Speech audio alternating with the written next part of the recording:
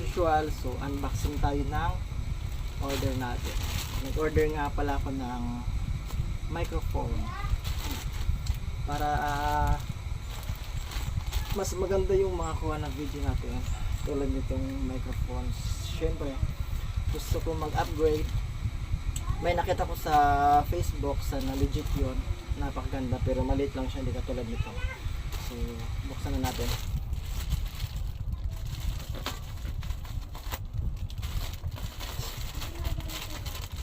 Mas maganda kasi guys kung habang kumukuha kayo ng video, lalo sa mga nag-vlog, mga nagre-reels, mas maganda yung may microphone kayo kasi nakukuha niya lang yung voice na gusto nyo makuha.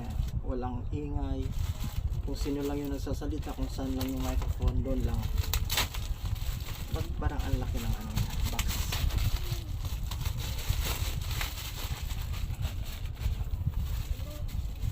Maganda kasi safe yung items.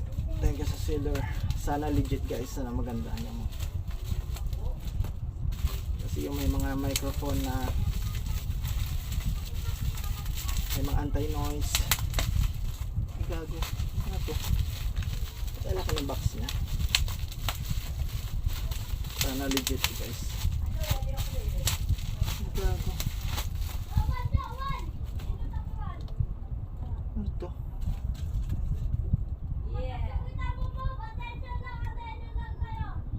Gago, na scam ata ako scam. Kaya ayaw ko kumukuha sa Facebook, order sa Facebook. Box pa to ng order kong mic. Bakit ganito yung, ay gago,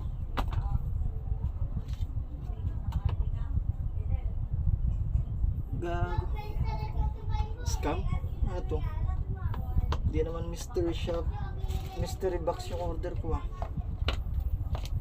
So naku, na-scam nga ako guys, na-scam nga ako sa yung order ko is mic tulad nito pero mas maliit, pero yung dumating sa akin naka-box na Galaxy S24, baka siguro to yung mga pang display lang to. Naka pa ano to? Ano to, mystery box? Ni-scam ako Oh my god guys. Mami! Yab! So yung order ko na mic, nako, dumating.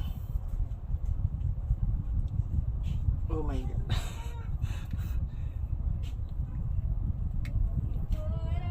Galaxy S24 dumating.